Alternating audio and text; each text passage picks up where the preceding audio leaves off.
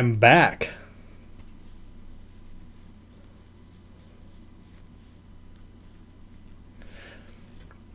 I had to go upstairs and fix my makeup. I itched my head over here and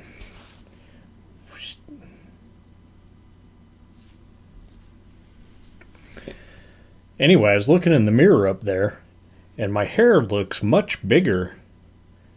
You know, this is a toupee. It looked much bigger in the mirror. Maybe I was just closer than I am here. Look at that. Huh? Crystal clear.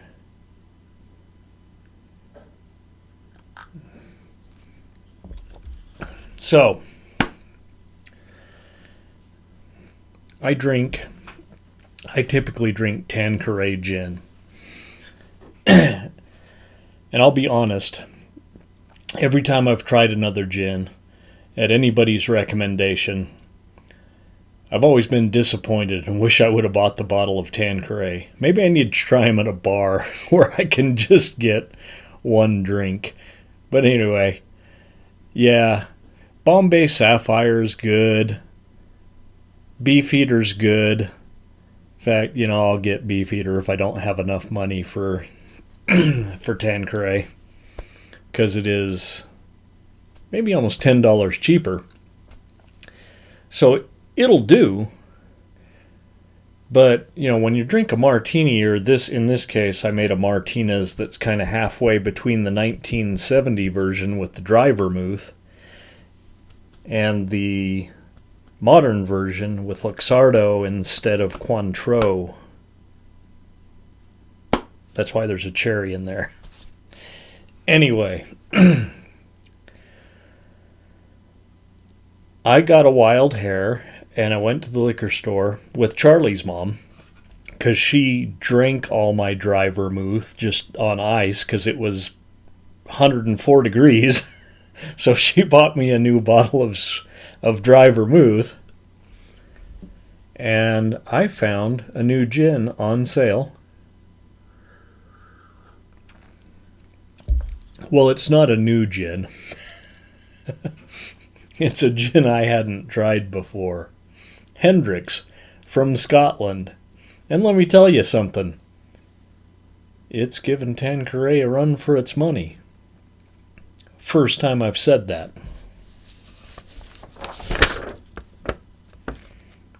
It is Herschel Gordon Lewis on part 2 of our Blood Double feature. This is Blood Feast.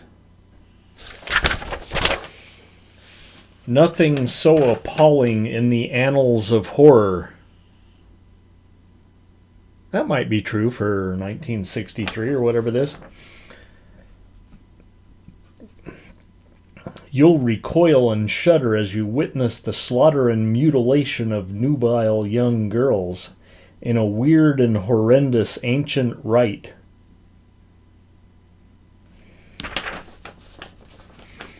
Why don't you give away the whole picture on the poster? An admonition. If you are the parent or guardian of an impressionable adolescent, do not bring him or permit him to see this motion picture. Maybe they were too late. Some impressionable young schmuck. Maybe it was Ted Bundy. I never thought of it. Yeah, whatever. Movies don't make people kill people.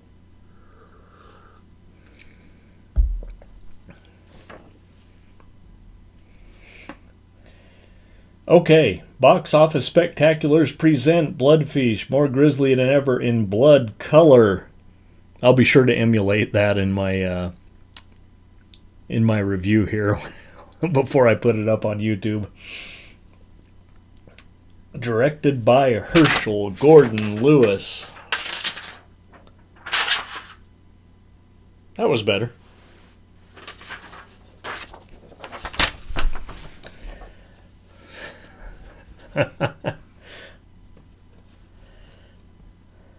Blood Feast. 1963 box office spectaculars. I believe we just covered that. And we've also covered that this is a Herschel Gordon Lewis movie. Okay. Such bold, terrific colors for a 1963 B movie. Long before, well, I don't know about long before, but before the Gorgor Girls, Herschel Gordon Lewis brings us this bloodfest about an Egyptian caterer trying to prepare the Feast of Ishtar. The caterer, Fuad Ramses. Yeah, like the pharaoh, I guess. 1963. You don't know any Egyptian names. Well, everybody's named Muhammad. So to come up with a name other than that, you have to go with one of the pharaohs. Anyway, Ramses.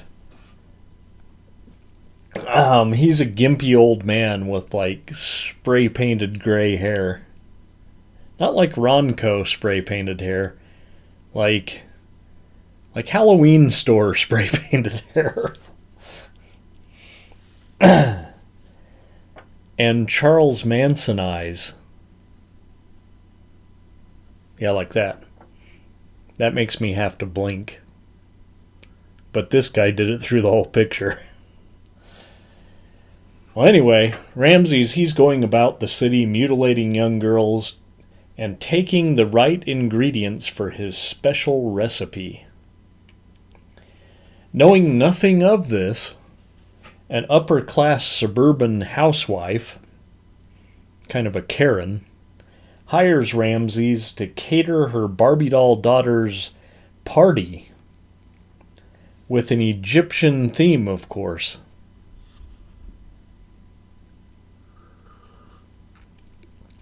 Was the Egyptian theme popular in the 63? I wasn't born in 63, so somebody comment and tell me how popular Egyptian theme was in 1963. It may have been popular. It was popular again in the 90s at some time. Okay. One by one, the pretty girls' bodies are stacking up. And the Dragnet-like cops, yeah, they're a... You remember Dragnet 68? Not the black and white Dragnet, the nice color Dragnet later on. Yeah, they're just like that. They're getting frustrated. Joe would be frustrated. Son of a bitch, Bill. That's some Jack Webb acting right there. Well, after one of the daughter's well-endowed friends turns up missing, did I mention that this daughter's like a teenager or maybe in her 20s? She's not a little girl. She's old enough to have well-endowed friends. After one of her well-endowed friends turns up missing, the lead detective, who is also hot and heavy with the daughter, got to bring this all home here,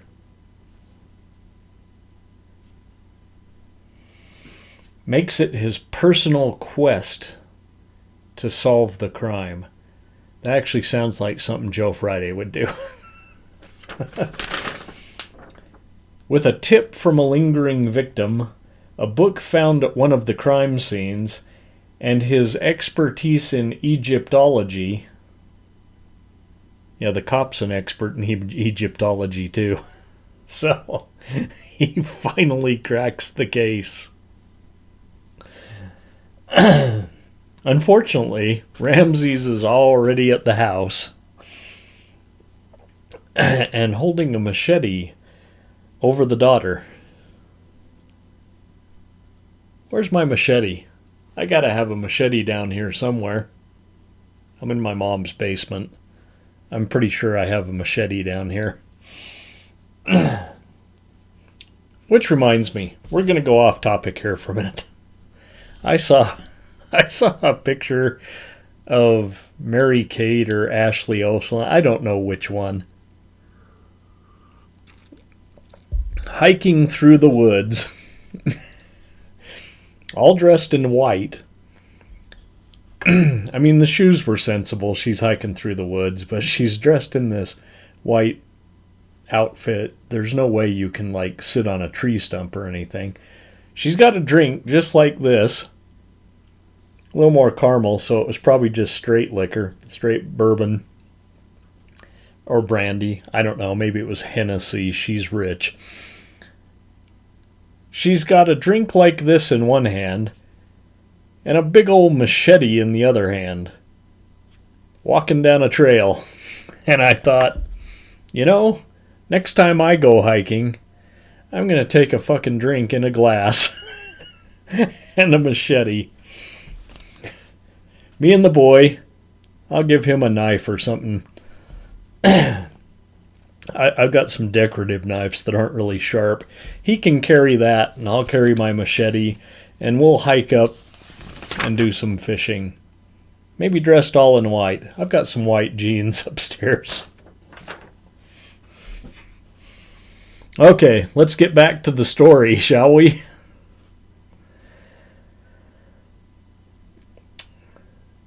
So Ramses is holding the machete over the daughter. And I wrote here, who, by the way, is as tan as George Hamilton. Okay, this girl is tan. And she's cute. She's an attractive girl. I don't think we came across her name. Did we even have any names on this poster? No. There's no stars in this movie. I'll find out her name. But she is tan. And she's possibly the worst actress ever. So now we gotta find out her name, right? So you know who to look for the worst actress ever. All right. This movie is downright terrible. But not as bad as Elvira's lame jokes before, during, and after the movie. Yeah. My version of Blood Feast is hosted by Elvira. Now, don't get me wrong. I love Elvira. But you know as well as I do that her writers wrote terrible jokes for her to tell on purpose. That's her shtick. Don't at me. I have to admit that I laughed almost as hard as I did in Bad Santa, which I watched right after. We won't be covering Bad Santa here on the Late Night Picture Show, but I just happened to watch that right after this. And I laughed just as hard in Blood Feast as I did in Bad Santa, but I don't think Blood Feast was meant to be as funny. I think Bad Santa was written to be a comedy. Correct me if I'm wrong. The gore was way ahead of its time, and like I mentioned above, very, very colorful. And here's my question. Now, mind you, this is when Joe Bob Briggs was being John Bloom, writing books and signing books in bookstores as John Bloom. Joe Bob's back, thank God. Is there a version of this with Joe Bob Briggs hosting? That would be better. I would love to see Joe Bob host this show. And maybe he did on Monster Vision. I haven't seen every episode. I haven't seen every episode of Joe Bob's Drive-In Theater, especially that one. Although I did subscribe to Darcy the Mail Girl's Patreon so that I can watch old Joe Bob clips whenever I want to.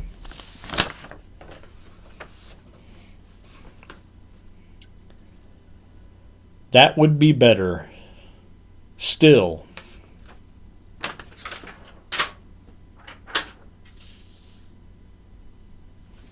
Once again, it's a 3-ring circus on the Late Night Picture Show tonight with Blood Feast, Herschel Gordon Lewis, hosted by Elvira.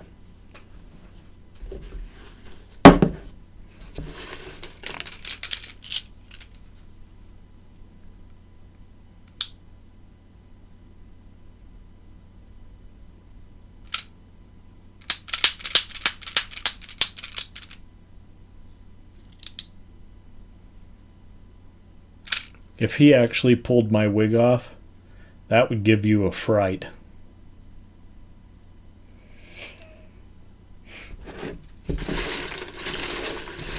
I'm not wearing a toupee just for shits and giggles. I don't have as much hair as I used to when I was 20, okay?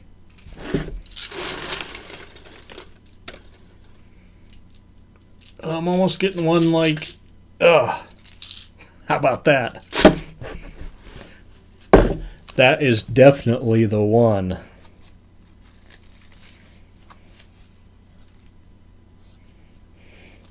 Okay. You're in for a treat next week because I don't know how good either of these were. We have a Mars double feature with Devil Girl from Mars and Mars Needs Women. No, those aren't the same movie. I'll be here next week to explain the difference. Devil Girl from Mars, which has a very awesome poster. If you haven't seen the poster, I mean, it's great. Mars Needs Women, I don't remember so much. But Devil Girl from Mars is one of those posters you look at and go, that's great. Great artwork. The movie, however, yeah, we'll cover that next week. All right. Let's bring it to a close, shall we? Join us next week for our Mars double feature, Devil Girl from Mars and Mars Needs Women, here on the Late Night Picture Show with me, Murph the Clown. Maybe I'll have my suit back, and maybe it won't be 104 degrees so I can put it on. Good grief.